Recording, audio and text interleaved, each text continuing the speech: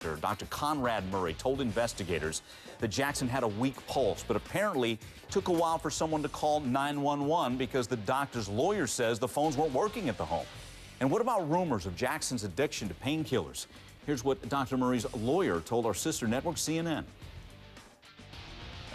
Dr. Murray never prescribed Demerol, never administered Demerol, never saw him, Michael Jackson, take Demerol, and that goes as well for OxyContin. So I think those are just rumors. When toxicology comes back, Kieran, that's going to be all cleared up. So again, toxicology tests, as mentioned there, could take 4 to 6 weeks.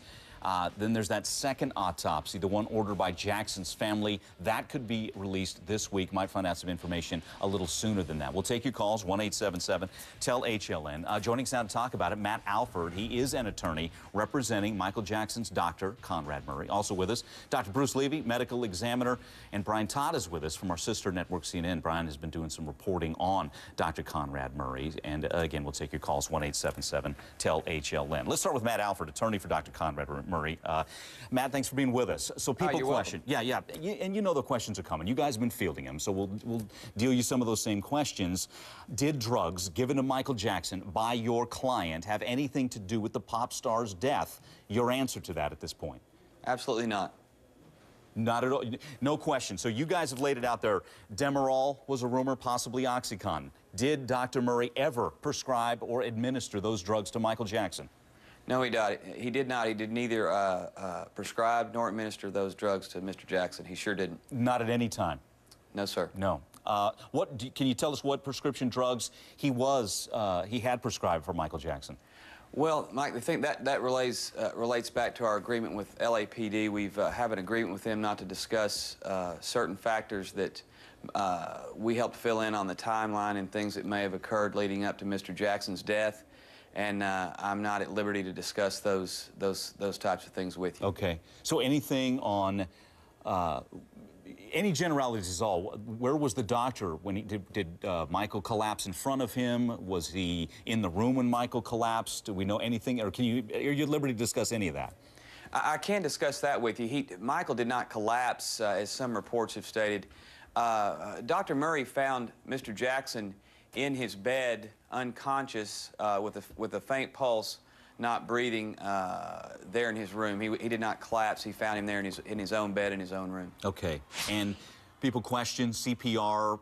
Was he able to do CPR in the bed? Many say he's a doctor. You got to get him on the floor. That's the way it has to be done.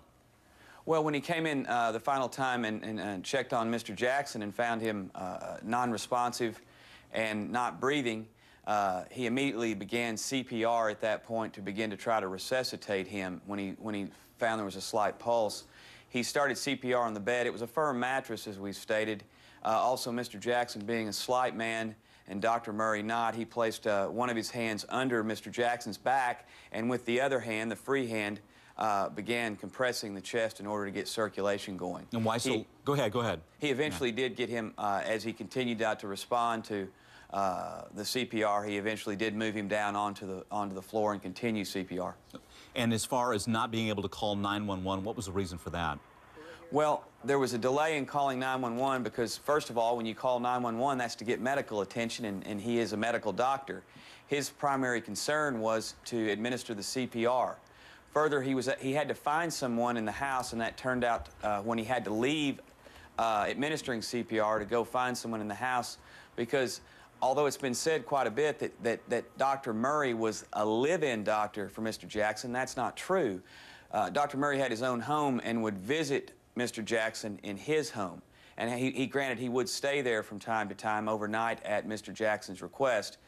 The point is he didn't know the physical address of Mr. Jackson's home. Okay. So he had to find someone that could tell emergency services where to come to. Was he treating Michael Jackson for a heart condition?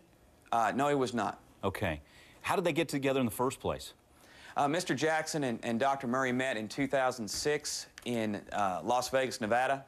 Mr. Jackson was out there with his family.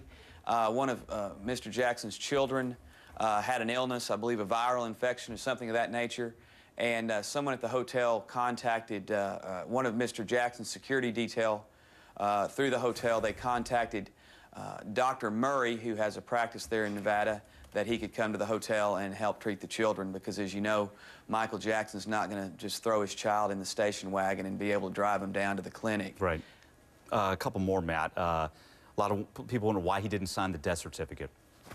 Well, as far as the death certificate, not signing it there at the hospital, he rode to the hospital in the ambulance with Mr. Jackson, helping emergency services, and then going in to help the doctors to explain to them what had happened thus far.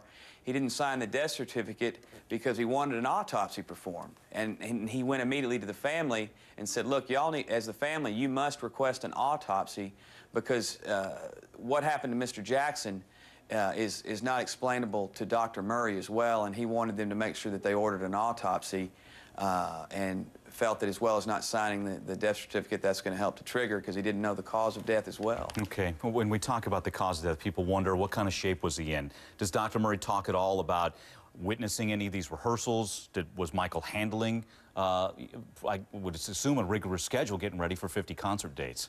Right. I don't have any information as far as to what he had witnessed with Mr. Jackson and his schedule, but he was brought on by the promotion company to be there in the event. Mr. Jackson needed a doctor during these rigorous rehearsals, and as well as to travel with Mr. Jackson on the tour. Okay. Matt Alford, attorney for Dr. Conrad Murray, Michael Jackson's personal physician. Matt, thanks for coming on, answering our questions. We appreciate it. When we come back, we're going to talk to Brian Todd, who's done some research on the doctor. We're also going to talk to medical examiner Bruce Levy, talking about that second autopsy, and Jim Murray's with us as well, chief correspondent for Inside Edition. Get the latest from him, and we'll take your calls as well at 1-800